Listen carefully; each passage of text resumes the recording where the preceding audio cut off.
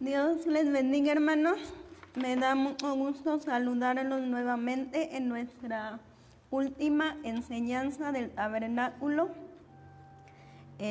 A lo mejor el día de hoy nos pasamos un poquito de la hora. Esperemos que no mucho, pero ya es el último tema. Estoy segura que así como nosotras, ustedes están aprendiendo mucho. Y vamos a orar primeramente. Vamos a poner este tiempo en manos de Dios. Acompáñenme a orar, hermanos. Padre bueno, te damos gracias, mi Dios, por tu palabra. Gracias, Señor, porque eres tú el que habla, porque tu palabra por sí sola tiene poder, porque no necesita de mí. Señor, eres tú hablando a la vida de mis hermanos, hablando a la necesidad que ellos tienen. Gracias por ello, Señor. Te pido que pongas en cada uno de nosotros esa necesidad de buscarte cada día, de esta enseñanza que vamos a concluir el día de hoy. Despierte en nosotros la necesidad de buscarte todos los días de la manera que tú quieres, de buscarte a la manera que tú lo estableciste, Señor, y no como nosotros lo deseamos. Quédate con cada uno de nosotros, Padre, que tu Espíritu Santo nos ayude a entender y a comprender tu palabra. En el nombre de Jesús, amén.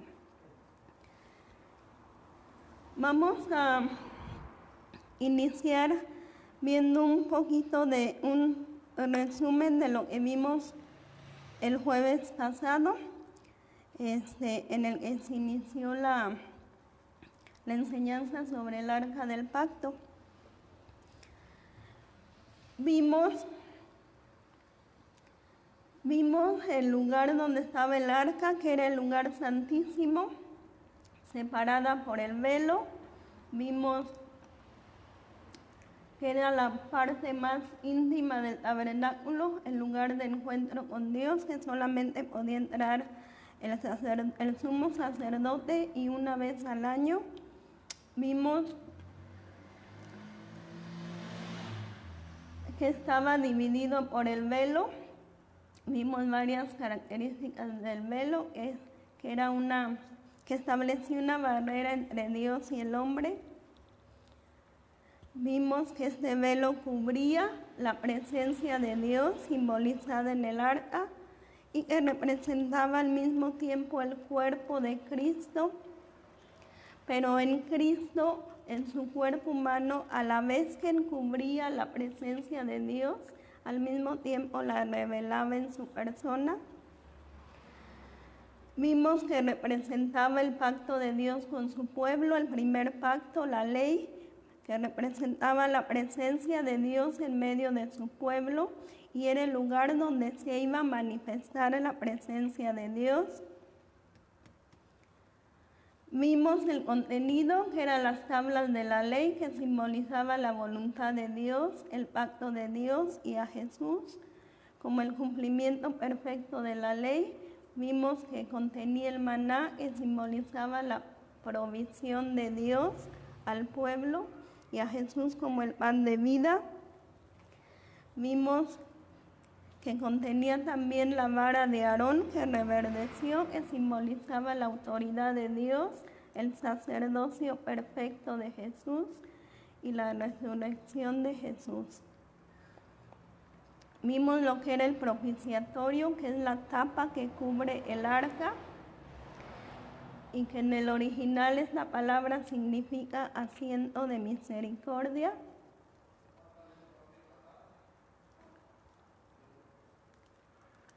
Y que lo más importante del propiciatorio es lo que pasa ahí, que es en este lugar donde Dios hablaba al pueblo. Vimos también que encima del propiciatorio estaban los querubines simbolizando el trono de Dios. Y nos quedamos ahí, en los querubines. Vamos a retomar un poquito del propiciatorio para llegar al punto siguiente, que es el día de la expiación. El día de la expiación lo encontramos en Levítico 16. Y vamos a regresarnos un poquito al propiciatorio porque tiene mucho que ver con el día de la expiación. Dijimos que el significado bíblico de propicio se refiere a apartar la ira de Dios a través de un acto justo, ¿sí?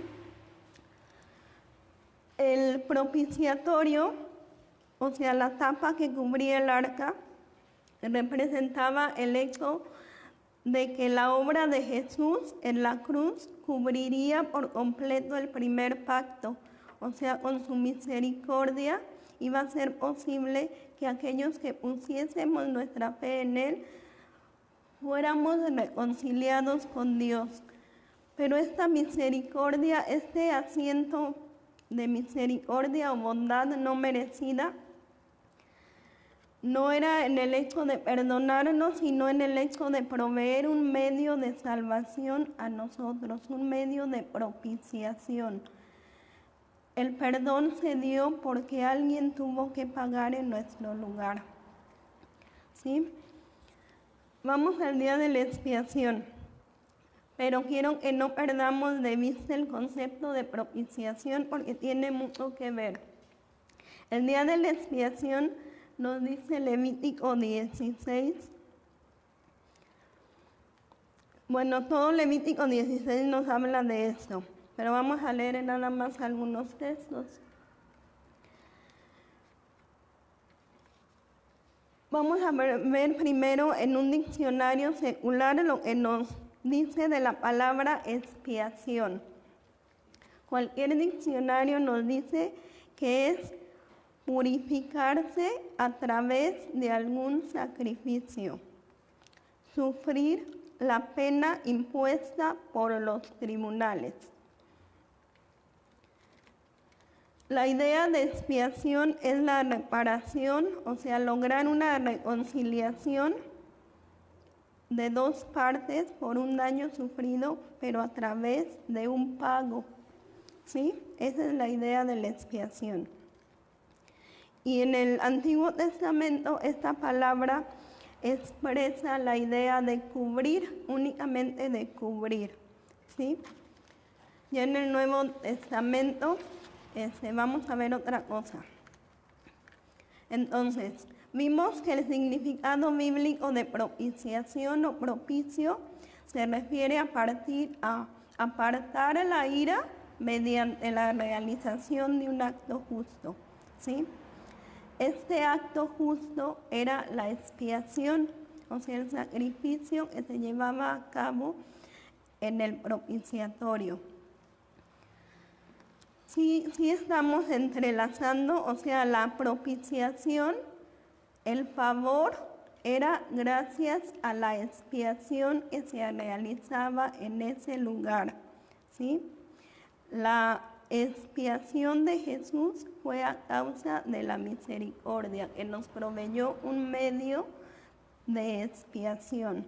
¿Sí? Está muy entrelazado la expiación con la propiciación.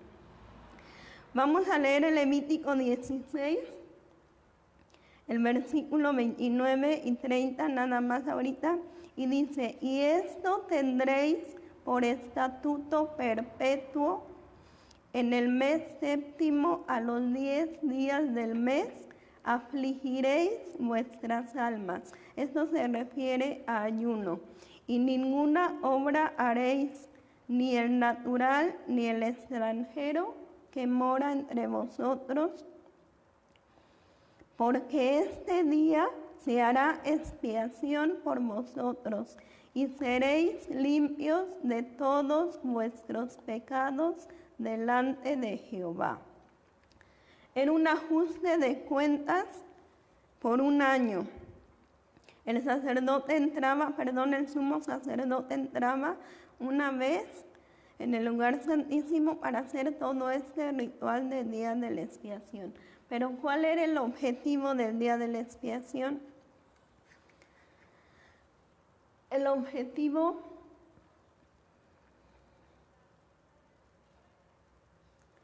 era, dice el 23-28 del Levítico, porque día de expiación es para reconciliaros delante de Jehová vuestro Dios. Aparte de eso, el santuario tenía que ser purificado de todo el pecado del pueblo. Entonces hasta ahí vamos bien, ¿verdad? La propiciación es el acto de aplacar la ira de Dios a través de la expiación. La expiación es el acto de reparar el daño por el pecado y quitarlo del pecador. Vamos a Levítico 16. Vamos a leer nada más algunos textos para ir explicando un poquito de manera general todo el ritual que se llevaba a cabo ese día. Primero vamos a enfocarnos únicamente del 1 al 6. Lo primero que hacía Aarón, el sumo sacerdote, era lavarse. Era lo primero que tenía que hacer. Preparaba un becerro de expiación y un carnero para holocausto, pero únicamente para él. Primero para limpiar su culpa, la de su familia, la de su tribu. Únicamente para él era un becerro. ¿Qué hacía después? Después de que se lavaba, se quitaba su vestimenta de sacerdote, de sumo sacerdote, y se vestía únicamente de lino fino. Aquí tenemos la primera simbología apuntando a Jesús como sumo sacerdote. La vestidura de Aarón como sacerdote era la que vemos de aquel lado, así bien acá. Esa era la vestidura diaria sacerdotal. Y esta era la vestidura en el día de la expiación para entrar al lugar santísimo. Dice Levítico 16:4. Se vestirá la túnica santa de lino y sobre su cuerpo tendrá calzoncillos de lino y se ceñirá el cinto de lino y con la mitra de lino se cubrirá. Son las santas vestiduras. Con ellas se ha de vestir después de lavar su cuerpo con agua.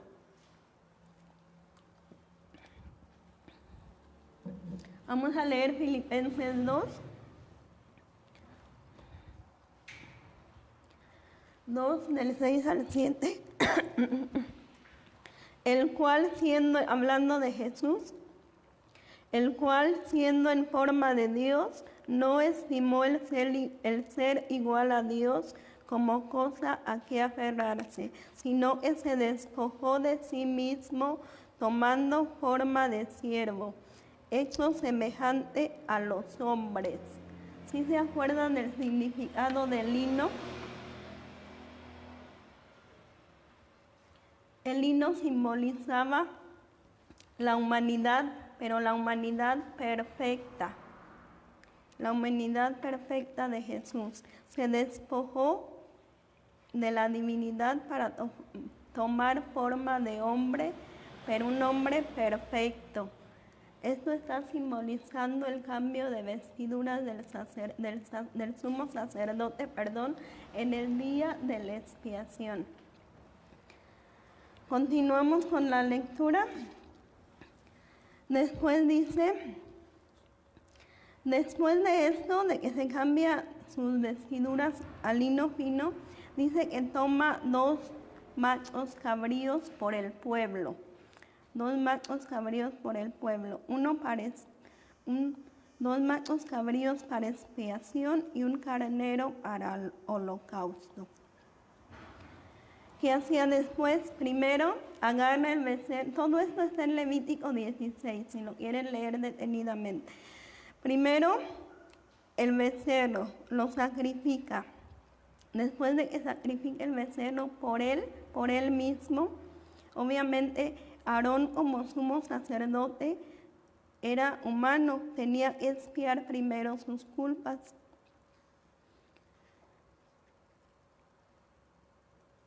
Después de esto, tomaba fuego del altar de incienso y entraba al lugar santísimo, pero con el fuego, el humo, la nube del altar de incienso tenía que cubrir por completo el lugar santísimo antes de que Aarón entrara. De otra manera, se moría. ¿Sí? Después de que la nube del altar de incienso cubría el lugar santísimo, entonces sí entraba Aarón con la sangre del becerro que había sacrificado por los pecados de él y rociaba 7 veces el propiciatorio sobre el arca del pacto. ¿Sí? Después de esto, eso está en el 12 del Levítico 16. Continuamos en Levítico 16. Después de esto, degollará el macho cabrío en expiación por el pecado del pueblo, y hacía otra vez lo mismo. Llevará la sangre detrás del velo adentro y hará de la sangre como lo hizo con la sangre del becerro, y la esparcirá sobre el propiciatorio delante del velo. Después, con esta misma sangre tenía que rociar no solamente el arca del pacto, sino el altar de oro o el altar de incienso, los cuernos del altar. ¿Para qué? Para purificar todo el santuario. Después de esto, regresaba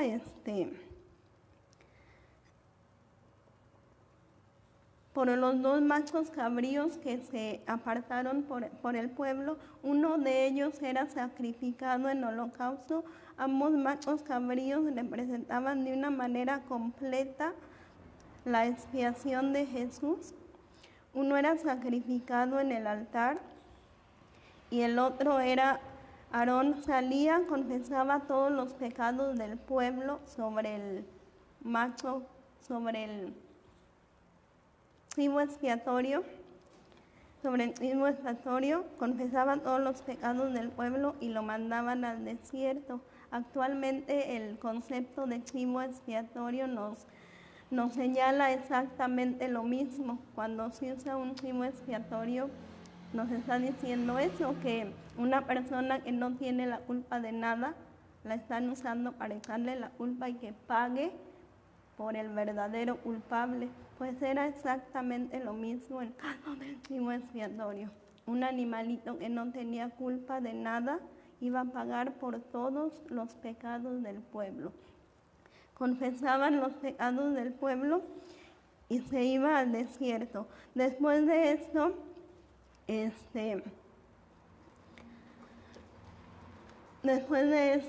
la persona que llevaba el animalito al desierto tenía que regresar, lavarse y sacrificar nuevamente un holocausto por él.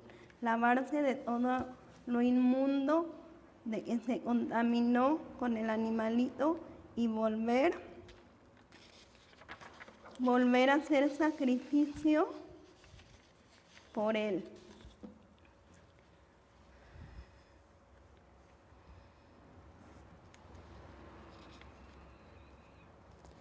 Algo importante, hermanos, es que Aarón no tenía ayuda absolutamente de nadie. Cuando él hacía todo este ritual del día de la expiación, esto lo encontramos en el 17. En el 17, todavía en Levítico 16, ningún hombre estará en el tabernáculo de reunión cuando él entre a hacer la expiación en el santuario, hasta que salga y haya hecho expiación por sí, por su casa y por toda la congregación de Israel. Y saldrá al altar que está delante de Jehová y lo expiará. Hablando ya del altar de bronce, todo se tenía que purificar. Y tomará de la sangre del becerro y de la sangre del macho cabrío y la pondrá sobre los cuernos del altar alrededor y esparcirá sobre él la sangre con su dedo 7 veces y lo limpiará y lo santificará de las inmundicias de los hijos de Israel.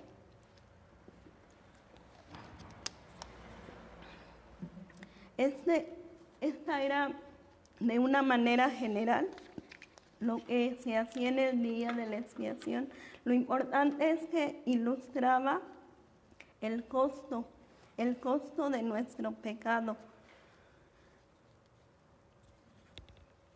el costo de nuestra salvación a través de un ser inocente, de un chivo expiatorio, de un ser perfecto que no tenía culpa de nada. Eso simbolizaba el día de la expiación.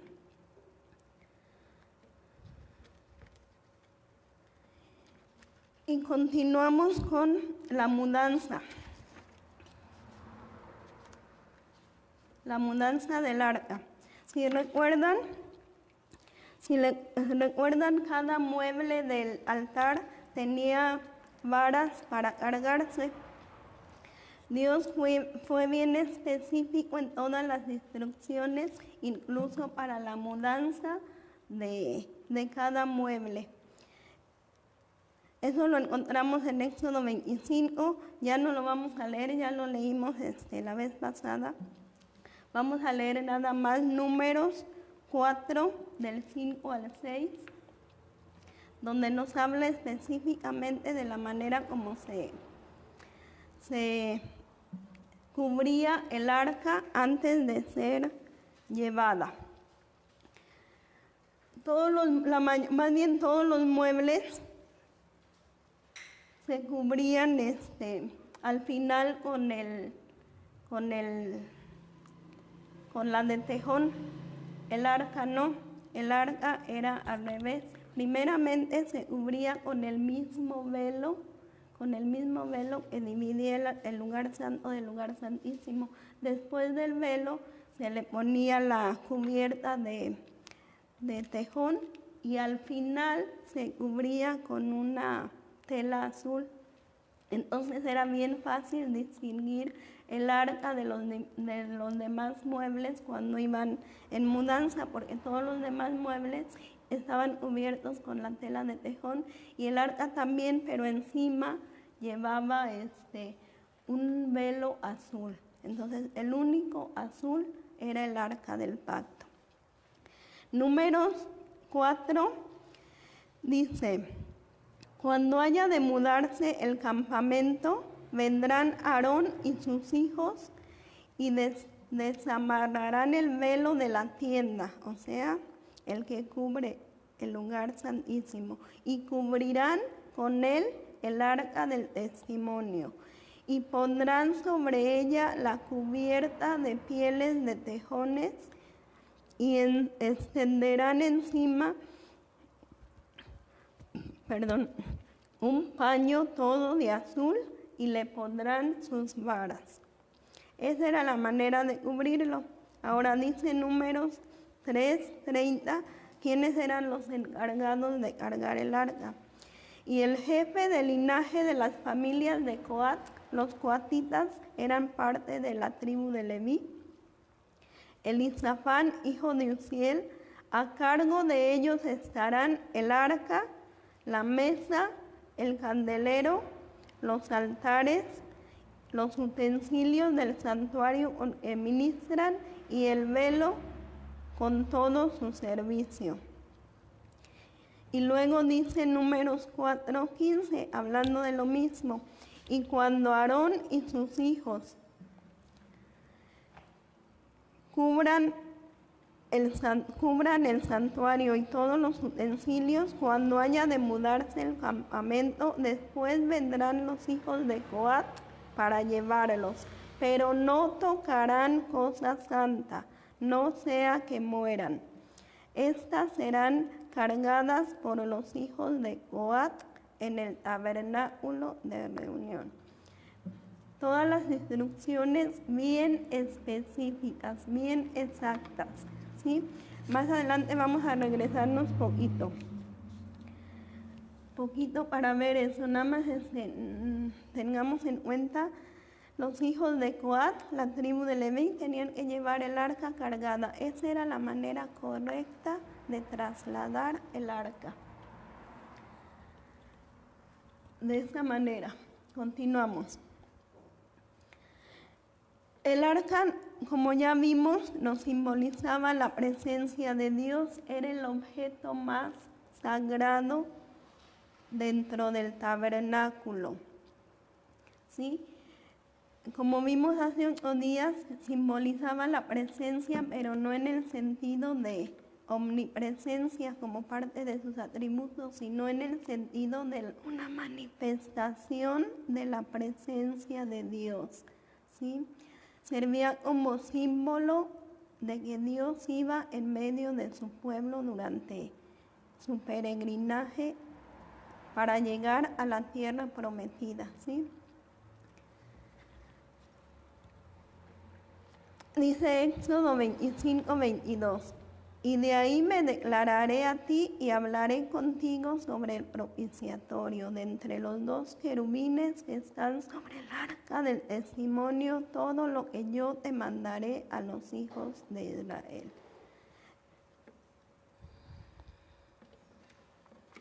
Vamos a avanzar un poquito más hacia adelante. Vamos a suponer que ya llegó el pueblo judío a Canaán.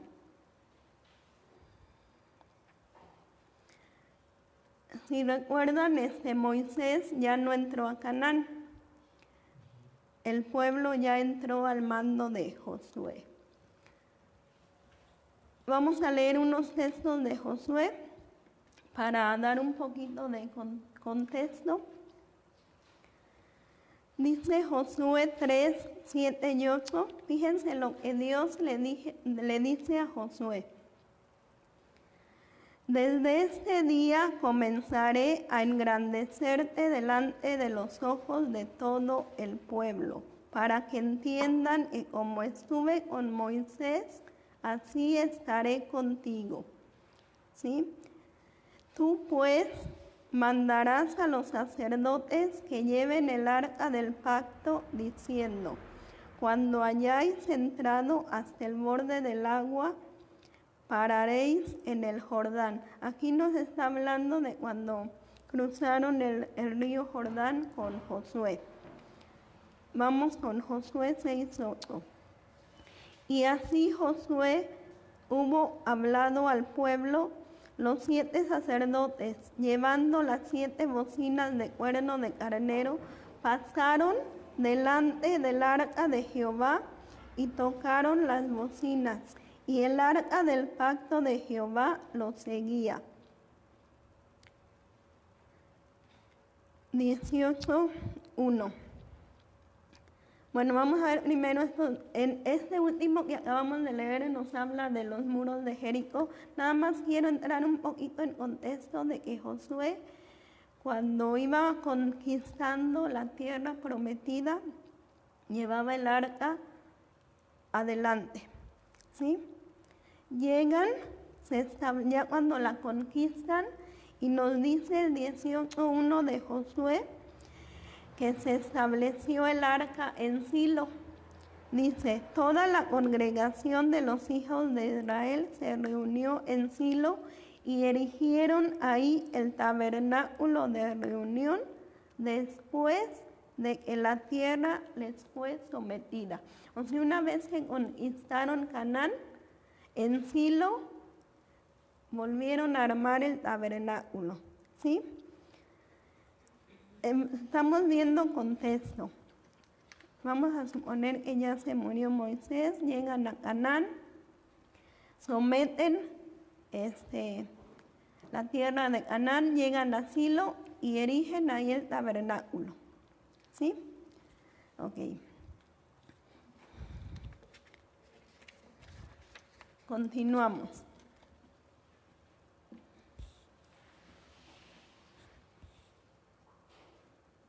El siguiente punto El siguiente punto dice como tema, el arca no era un amuleto. Y como subtema, los filisteos capturan el arca. ¿Sí? La sola presencia del arca del pacto no garantizaba el éxito. Dice, más bien las bendiciones dependían de la condición espiritual y de la obediencia. Vamos a tener en cuenta esto para lo que vamos a ver a continuación. ¿Sí? El arca no era un amuleto, simbolizaba la presencia de Dios, pero no era un amuleto. ¿Sí? La bendición de Dios dependía de la obediencia del pueblo. Si recuerdan, continuando con el contexto, al inicio del libro de Josué, Dios le da una promesa a Josué. Vamos a leerla. Está en Josué 1:7. Dice, pero tienes que ser fuerte y valiente, obedeciendo los mandamientos que te dio mi siervo Moisés. Si te mantienes fiel a ellos, triunfarás donde quiera que vayas. Si escuchamos la promesa que Dios le hizo a Moisés, ¿verdad? Ahora nos vamos hasta el final del libro de Josué y vean lo que dice Josué ya al final de sus días cuando ya se va a morir. Dice, ese es Josué 23:14. Vean lo que dice. Ahora estoy a punto de morir y ustedes saben con toda su alma y todo su ser. Estoy leyendo la versión Palabra de Dios para Todos. Que no ha fallado ninguna de las buenas promesas que el Señor su Dios les hizo. Todas ellas se hicieron realidad para ustedes. Ninguna de ellas ha fallado. Todo lo que el Señor su Dios les prometió se ha cumplido. ¿Sí? Porque se cumplieron todas las promesas de Dios en la vida de Josué y durante el periodo de Josué. Porque Josué obedeció los mandamientos que Moisés le había dejado, por eso. Pero, ¿qué pasa? Entramos a la época de los jueces. Muere Josué, muere toda la generación de la época de Josué y entramos a la época de los jueces. Y dice Jueces 17:6, nada más para que se den una idea de cómo estaba la época de los jueces. En aquellos días no había rey en Israel y cada uno hacía lo que bien le parecía. Si hemos leído el libro de los jueces, nos damos cuenta que durante ese periodo el pueblo de Israel estaba así. Llegaba un juez, se arrepentían, Dios los libraba, volvían a caer adorando dioses paganos de la tierra de Canaán, se arrepentían a través de otro juez, volvían a Dios, pero nuevamente volvían a idolatría, adoración pagana, y durante toda la época de los jueces fue así.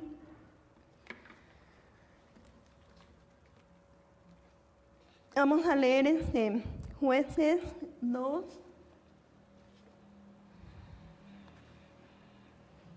Vamos a leer nada más algunos textos del 2, para que vean, para que se den una idea.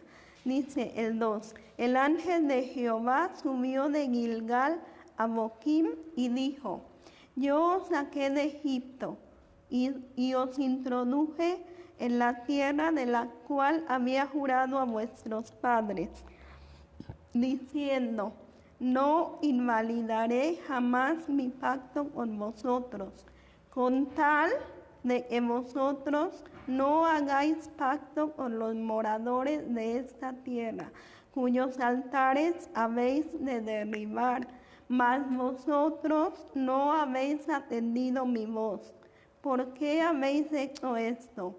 Por tanto, yo también digo, no los echaré de delante de vosotros, sino que serán azotes para vuestros costados y sus dioses serán tropezadero.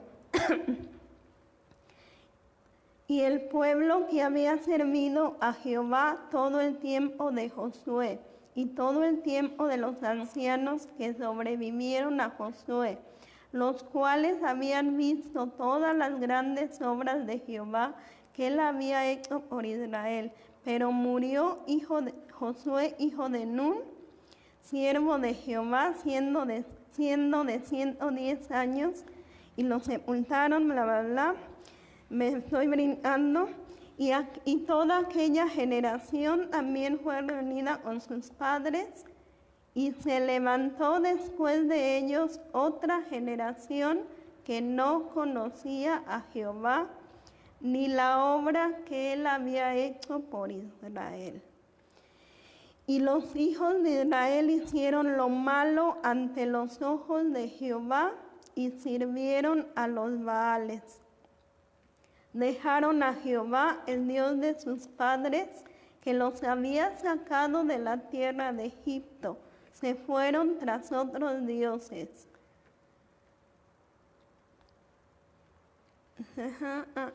Los dioses de los pueblos que estaban en sus alrededores, a los cuales adoraron y provocaron a ira a Jehová.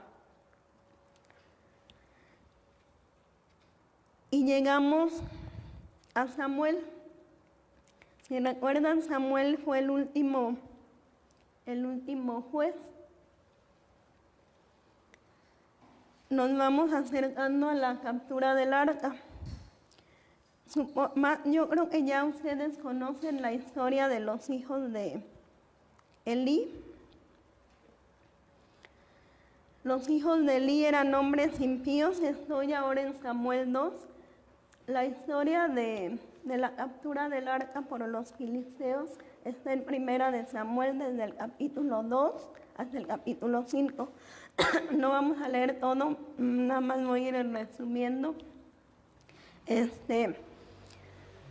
Eran hombres impíos que no tenían conocimiento de Dios. Dice el 17, todavía en el capítulo 2, era pues muy grande delante de Jehová el pecado de los jóvenes, hablando de los hijos de Elí, porque los hombres menospreciaban las ofrendas de Jehová. Y los hijos de Elí se supone que eran sacerdotes que servían en el tabernáculo, ¿sí? Pero eran hombres impíos y no tenían conocimiento de Dios. Imagínense, hermanos, después de todas las instrucciones tan claras, de todo lo que hizo Moisés por el pueblo, siguiera al pie de la letra cada instrucción dada por Dios, llegamos hasta Elí y nos habla de los hijos de Elí como sacerdotes que no tenían conocimiento de Dios y que menospreciaban las ofrendas de Jehová, y que incluso se prostituían con las mujeres que estaban afuera del tabernáculo. Y dice el 22, pero Elí era muy viejo y oía de todo lo que sus hijos hacían con todo Israel, y cómo dormían con las mujeres que velaban a la puerta del tabernáculo de reunión.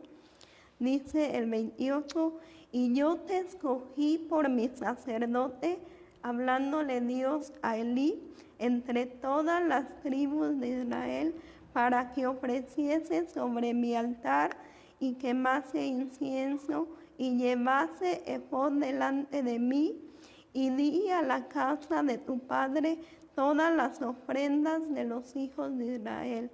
¿Por qué habéis hollado mis sacrificios y mis ofrendas que yo mandé ofrecer en el tabernáculo? Y has honrado a tus hijos más que a mí. engordándolos de lo principal de todas las ofrendas de mi pueblo. Así le está hablando Dios a Elí.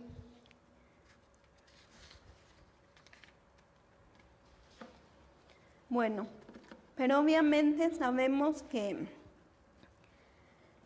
Dios es un Dios santo, no tolera el pecado, no iba a permitir que los hijos de Elí siguieran ministrando en su lugar santo con todo el pecado que había en ellos, con todo el pecado que estaba permitiendo Elí en sus hijos. ¿Qué es lo que pasa? Llegamos continuamos en 1 de Samuel, pero llegamos al capítulo 4. Dice que por aquel tiempo salió Israel a una batalla contra los filisteos. ¿Sí?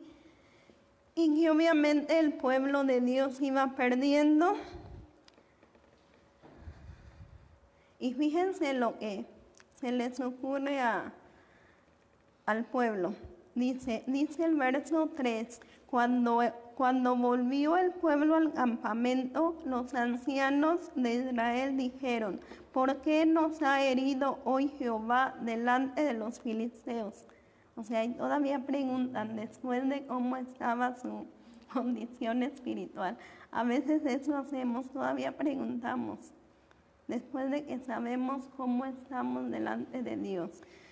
Y continúa diciendo, traigamos a nosotros de Silo el arca del pacto de Jehová, para que viniendo entre nosotros nos salve de nuestros enemigos. Vean nada más qué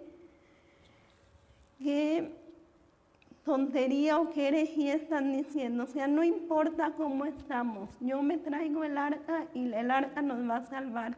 Lo estaban viendo como un amuleto, como una varita mágica. No importa cómo esté mi vida,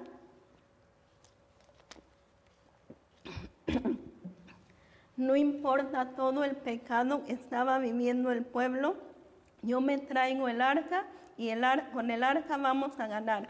Porque si Josué así le hacía, entonces nosotros así le vamos a hacer y vamos a ganar. Pero la diferencia es que Josué estaba obedeciendo, ¿sí? Y ellos no. Continuamos. Dice el 4. Y envió el pueblo a Silo y trajeron de allá el arca del pacto de Jehová de los ejércitos, que moraba entre los querubines, y los dos hijos de Elí, Ofni y Fines, estaban con el arca del pacto de Dios.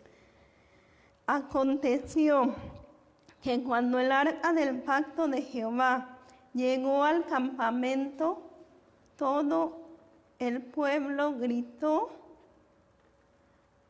con tan grande júbilo y la tierra tembló.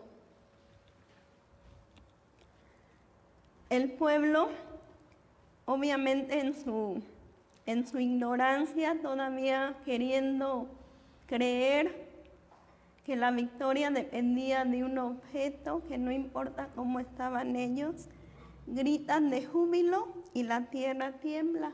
Pero vamos a ver bíblicamente por qué la tierra tembló, qué pasó ahí. Vamos a ver algunos textos. No lo vamos a leer para no entretenernos tanto, porque se nos acaba el tiempo. En su casa lo pueden leer. Dice Salmo 104, 32, que la tierra tiembla cuando Dios la mira. Dice el 114, 7, que tiembla a la presencia de Dios. Dice el Jueces 5, 4, que tiembla cuando Dios la abandona. Y dice Jeremías 10, 10, que tiembla ante la ira de Dios. Pero ¿cómo sabemos por qué tembló aquí? Pues el Salmo 78 nos lo aclara. Salmo 78, vamos a leer desde el 58 al 61. Todo el 78 es como un resumen de la vida del pueblo de Dios. Y vamos a leer el 58 y aquí nos aclara por qué tembló expresamente ese día. Dice, despertaron su ira al construir altares para adorar a otros dioses. Hicieron dar celos a Dios al hacer estatuas de dioses falsos. Dios se enteró de esto y se enojó bastante, así que rechazó por completo a Israel. Fíjense, él abandonó el lugar de adoración que había en Silo, que era su habitación entre los seres humanos. Permitió que capturaran el símbolo de su poder. Dejó que el enemigo se apoderara del símbolo de su gloria. Creo que es bastante claro lo que pasó en ese lugar.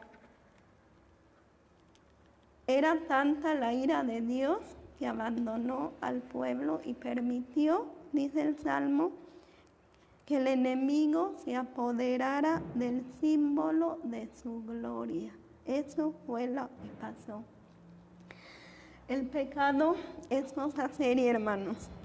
Nos separa de la presencia de Dios. Bueno, continuamos.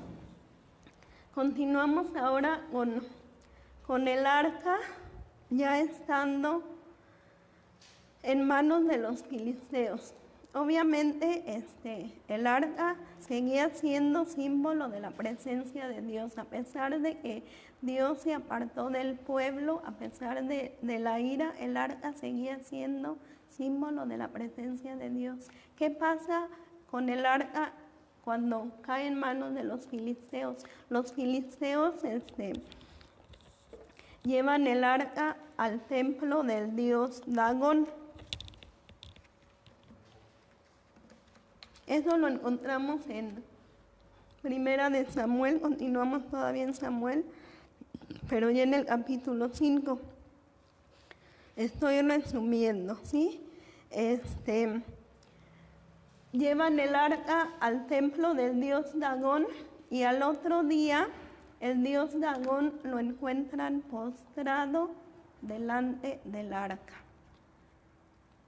Bueno, ¿qué pasa? Pues lo levantan, no pasa nada y se van otra vez. Pero al siguiente día no solamente lo encuentran postrado, vamos a leer lo que dice. Es el verso 4 todavía de Samuel 5, y volviéndose a levantar de mañana al siguiente día, he aquí que Dagón había caído postrado en tierra delante del arca de Jehová. Y la cabeza de Dagón y las dos palmas de sus manos estaban cortadas sobre el umbral, habiéndole quedado a Dagón únicamente el tronco. Y ahí no quedó todo. Dice el 6, que se agravó la mano de Jehová sobre este pueblo y los hirió con tumores en Asdod y todo su territorio. Después de esto, los filisteos deciden regresar el arca, pero fíjense, aún en ellos hubo un poco más de respeto hacia el arca por todo lo que habían visto. ¿Qué hicieron?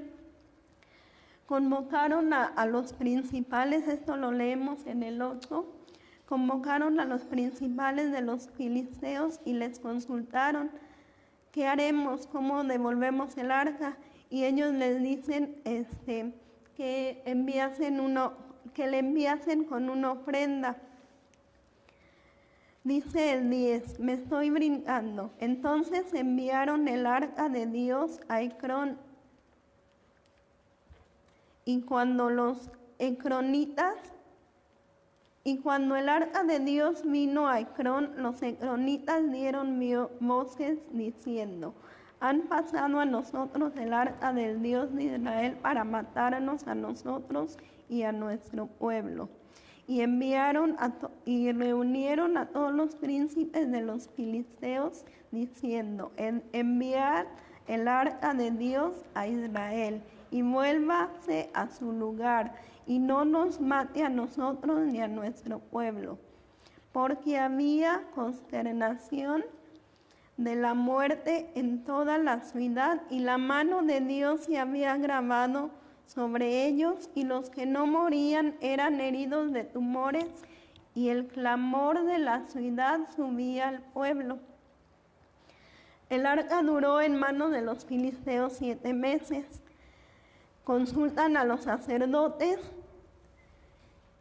y ellos les dicen la manera de devolver el arca. Esto ya lo encontramos en el capítulo 6 de Samuel.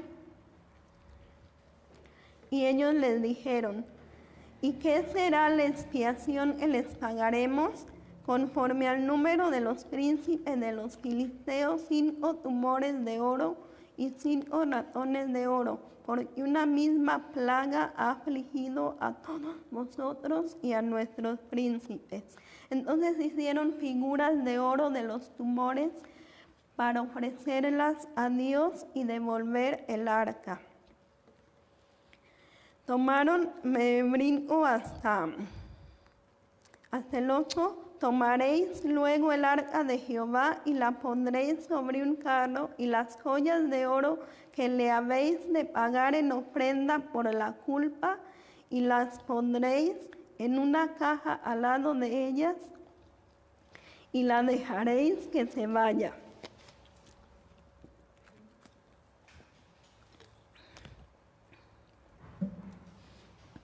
Y aquellos hombres lo hicieron así. Tomaron 2 vacas que criaban, las uncieron a un carro nuevo, y luego pusieron el arca de Jehová sobre el carro y la caja con los ratones de oro y las figuras de oro. Y la vaca se encaminó hacia Bet-Semes. Bet-Semes ya era un pueblo judío. Y fíjense lo que hacen el pueblo judío. Eso ya lo encontramos en el 13. Llegó primero a Bet-Semes y después a Kiriat Jearim. Pero en Bet-Semes no duró nada, en Kiriat Jearim duró 70 años. Llega el arca a Bet-Semes, y ¿qué creen que hacen el pueblo judío, que se supone que ya conocía de Dios? Que a diferencia de los filisteos, ellos se supone que conocían la palabra de Dios, conocían el significado del arca, conocían lo que Dios había permitido y no permitido expresamente en cuanto al arca. Estamos todavía en Samuel 6. Y dice el 14: y el carro vino al campo de Josué de Bet-Semes y se paró ahí. Y ellos cortaron la madera del carro y ofrecieron las vacas en holocausto a Jehová. Por aquel tiempo, Y los levitas bajaron el arca de Jehová y la caja estaba junto a ella, en la cual estaban las joyas de oro. El 19, me brinqué hasta el 19. Entonces Dios hizo morir a los hombres de Bet-Semes, porque habían mirado dentro del arca de Jehová. Hizo morir del pueblo a 50,070 hombres. Y lloró el pueblo porque Jehová lo había herido con gran mortandad. Y dijeron los de Bet-Semes: ¿quién podrá estar delante de Jehová el Dios Santo? Fíjense, ellos sabían que no debían hacerlo, que ni siquiera podían tocar el arca y mucho menos abrirla. Y la abrieron. Después de que murió toda esta gente, entonces sí, Dicen, ¿quién podrá estar delante de Jehová, el Dios Santo? Y deciden mandar el arca a Kiriat Jearim.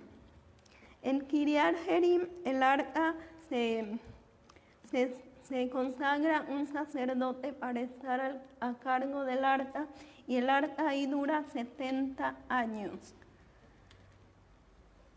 Todo el tiempo de Saúl, todo el tiempo de Samuel, y llegamos al periodo de David. David, con buenas intenciones, decide traer el arca de regreso a Jerusalén.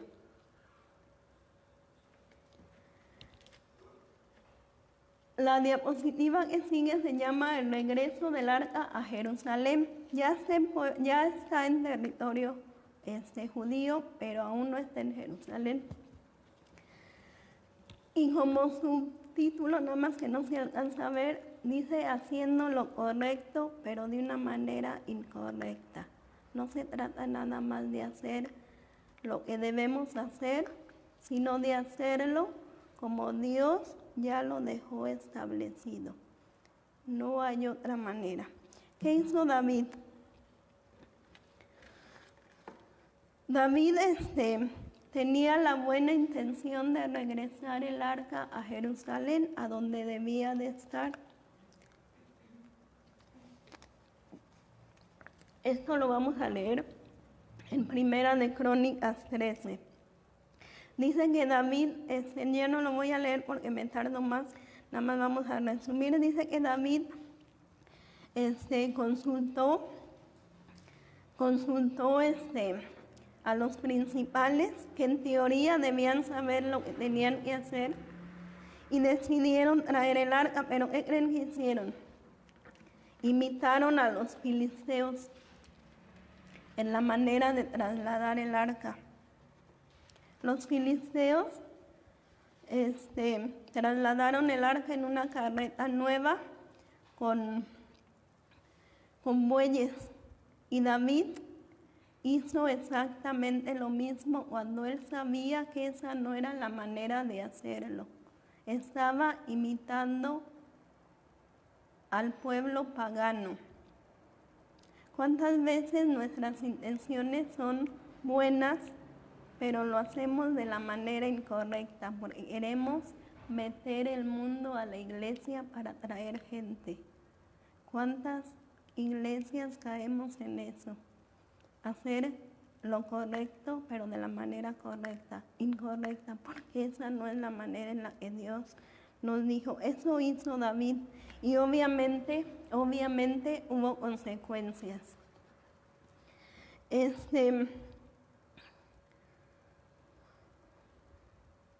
Me voy a brincar un poquito más.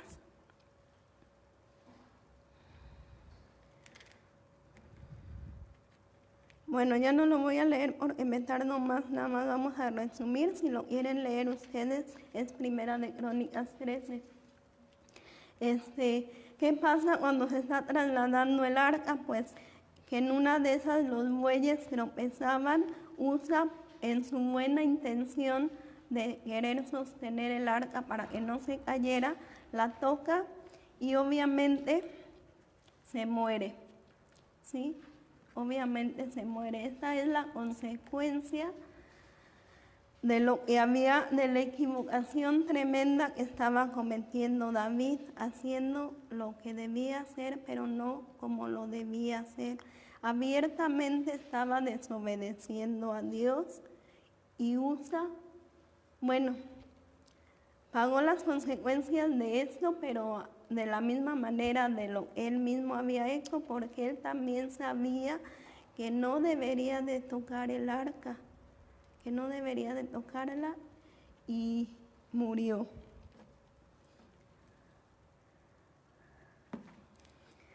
Ya no me falta tanto.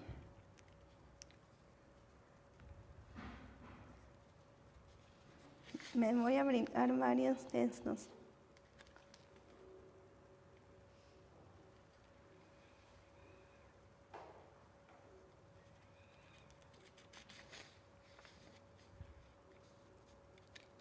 y vamos a llegar hasta donde obviamente David, después de la muerte de Usa, cae en cuenta de que se había equivocado, de que él sabía cuál era la manera de hacerlo y no lo hizo así. Y eso lo encontramos ya más adelante en Crónicas. En Crónicas 15. Entonces David ya lo hace según las instrucciones de Dios. Esa era la manera correcta. Levitas, pero específicamente de la familia de Coat, cargando el arca. Dice en el 15, el verso 2, entonces dijo David, el arca de Dios no debe ser llevada sino por los levitas, porque a ellos ha elegido Jehová para que lleven el arca y le sirvan perpetuamente. Sí, ¿verdad? Ya después de todo lo que había pasado, cayó en la cuenta.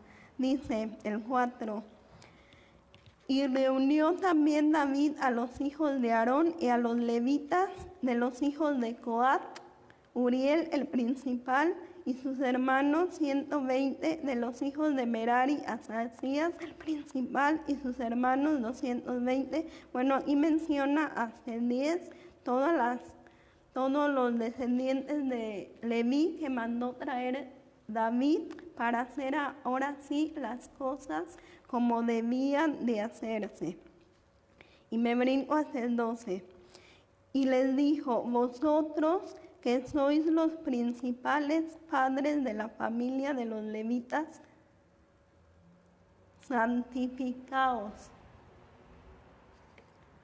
vosotros y vuestros hermanos, y pasad el arca de Jehová al lugar que le he preparado.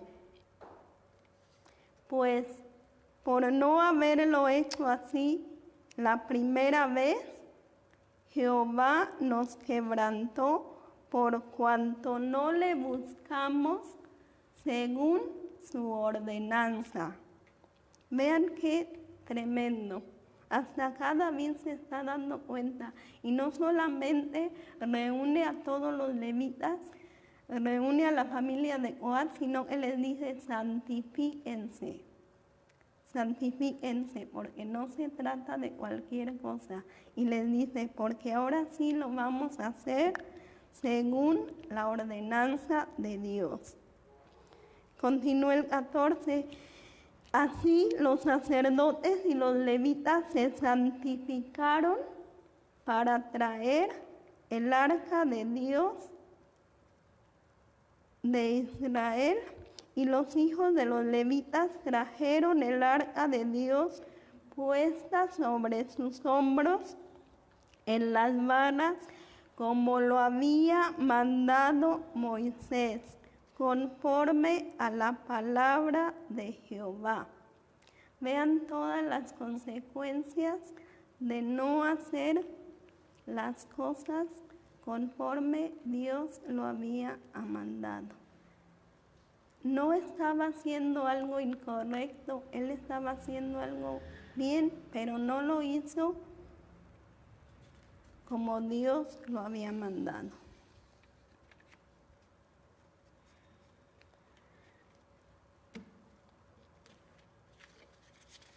Para concluir,